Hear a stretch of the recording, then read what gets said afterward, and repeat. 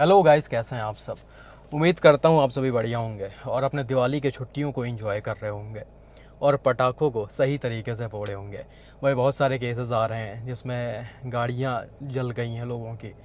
Actually लोग गलत तरीके से पटाखे फोड़ रहे हैं और जिनके घरों के आसपास गाड़ियाँ खड़ी होती हैं उसमें आग लग जाता है। तो ये चीज़ें काफ़ी ध्यान से करने वाली हैं।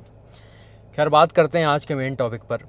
आप सभी ने रिसेंटली कई सारे वीडियोस देखे होंगे इंस्टाग्राम पर महिंद्रा थार रॉक्स के, जिसमें रॉक्स को रिवर्स गियर डालकर तेज़ी से बैक किया जाता है और उसका जो पहिया है वो कूदने लगता है। और कई सारे वीडियोस आपने देखे होंगे, कई सारे क्रिएटर्स ने डाला है। और अभी रिसेंटली आपने अरुण पवार का वीडियो देखा होगा।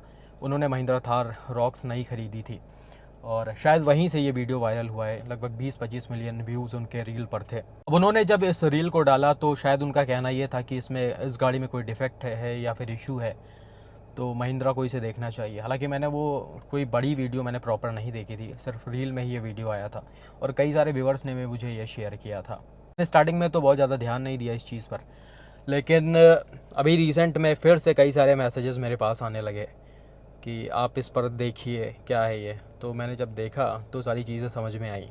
हालांकि भाई, जब ये वीडियो वायरल हो रहा था तो उसी के 2-3 दिन बाद आपने देखा होगा कई सारे और क्रिएटर्स ने डाला था। फॉर्च्यूनर, स्कॉर्पियो और जिमनी को भी सेम तरीके से रिवर्स किया जा रहा था और उसका भी पहिया जो है रियर वाला वो हवा में उछल जा रहा था। ऐसा इसलिए है कि रियर व्हील ड्राइव या फिर 4x4 वाली जो व्हीकल्स हैं उसमें आप तेज़ी से रिवर्स में अगर क्लच को छोड़कर एक्सेलरेट करेंगे तो व्हील को ट्रैक्शन नहीं मिल पाएगा और वो ऐसे ही कूदने लगेगा।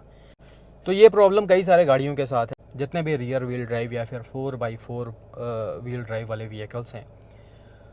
प्रॉब्लम नहीं कह सकते हैं, ये तो फिज़िक्स है, मैकेनिज़्म है कि आप अगर अचानक से ऐसे एक्सेलरेट करेंगे, क्लच को छोड़ेंगे, गाड़ी खाली रहेगी और अचानक से जब टॉर्क किक करेगा तो ट्रैक्शन लूज़ हो जाएगा। और इसके एग्जांपल में कई सारे वीडियोस डाले भी गए हैं। तो ये सारी चीज़ें थी जो इंस्टाग्राम पर लगातार डाली जा रही थी।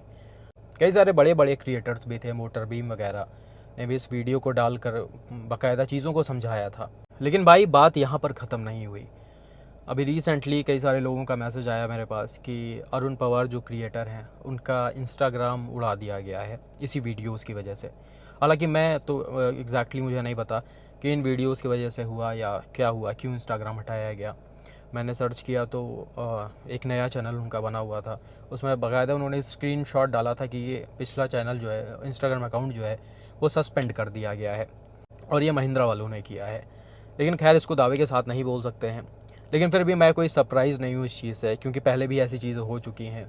इनफैक्ट 2 साल पहले अपने ही चैनल के साथ ऐसा कुछ देखने को मिला था।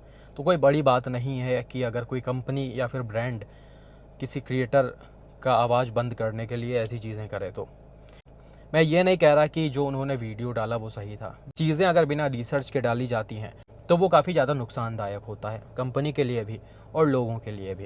यहाँ पर थार रॉक्स जिसको भी ख़रीदना होगा उनके मन में काफ़ी कन्फ्यूज़न आ गया होगा और नो डाउट कंपनी वालों को भी इससे प्रॉब्लम होगी।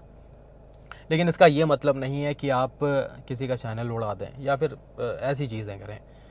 भाई, अगर आपके हाथ साफ़ हों तो आप दूसरों के ऊपर एक्शन लें या फिर उंगली उठाएं। आपके हाथ जब खुद ही गंदे हैं तो आप ऐसा कैसे कर सकते हैं। आज के करीब 1 साल पहले मैंने एक वीडियो डाला था स्कॉर्पियो एन का, जिसमें एक फैमिली समृद्धि एक्सप्रेस वे पर ट्रैवल कर रही थी और गाड़ी अचानक से अनकंट्रोल होकर बैरियर में घुस गई थी। उसमें कार ड्राइवर का राइट वाला पैर कट गया था। वो वीडियो काफ़ी ज़्यादा वायरल हुआ, हर जगह वायरल हुआ। इनफैक्ट महिंद्रा ने उस पर स्टेटमेंट भी रिलीज़ किया था जो किसी काम का नहीं था। आप सभी ने वो स्टेटमेंट पढ़ा होगा और ज़्यादातर लोगों ने बोला ये बनावटी स्टेटमेंट है। तो चीज़ें कहीं ना कहीं वहाँ पर दबा दी गई। लेकिन फिर से मैंने एक और एक्सीडेंट सेम डाला था मार्च के आसपास, उसमें भी सेम सिचुएशन क्रिएट हुआ था। तब महिंद्रा ने कुछ नहीं बोला था। उनको पता है कि अगर हम बार बार बोलेंगे तो हमारे लिए प्रॉब्लम है, क्योंकि भाई मेरे पास बहुत सारी ऐसी चीज़ें हैं जिस पर वो जवाब नहीं दे पाएंगे। अगर उन्होंने कुछ चीज़ें स्टार्ट की और मेरे तरफ से फिर चीज़ें होने लगें तो प्रॉब्लम उन्हीं को हो जाएगी ज़्यादा। इसलिए उस केस पर उन्होंने कोई भी स्टेटमेंट नहीं दिया। तो आप समझ सकते हैं कहीं ना कहीं कंपनी के गाड़ियों में प्रॉब्लम होती है। तीन तीन नई नई थार जल गई हैं। जब उसका इंश्योरेंस का जो रिपोर्ट आया था उसमें भी क्लियरली मेंशन था कि ये थार इसीलिए जली क्योंकि इसमें मैन्युफैक्चरिंग डिफेक्ट था। उस पर भी महिंद्रा ने एक शब्द नहीं बोला। तो आप ये समझिए कि कंपनी के हाथ खुद ही गंदे हैं, तो वो ऐसी चीज़ें कैसे कर सकते हैं। किसी क्रिएटर के साथ ऐसा करना बिल्कुल भी सही नहीं है।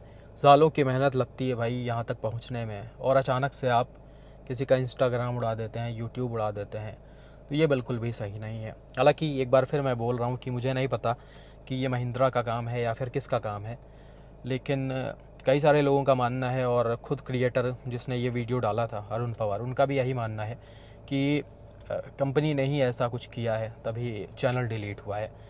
और जैसे कि मैंने बताया कि मैं इस चीज़ से सरप्राइज़ बिल्कुल भी नहीं हूँ, क्योंकि मेरे साथ भी 2 साल पहले ऐसा हो चुका है।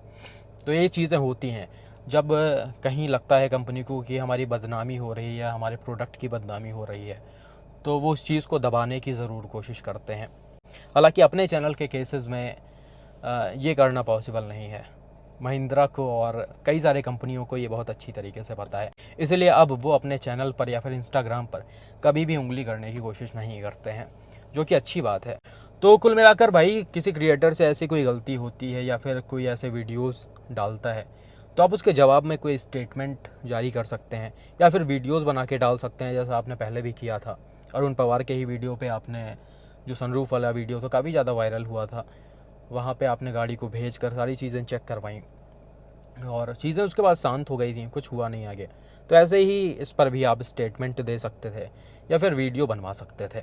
लेकिन भाई, ये सारी चीज़ें अगर कंपनी की तरफ से की जाएंगी तो बिल्कुल भी सही नहीं है, इससे और भी बदनामी होगी। इतना बड़ा ब्रांड होकर अगर ऐसी चीज़ें लोगों के साथ की जा रही हैं तो ये बिल्कुल भी सही नहीं है।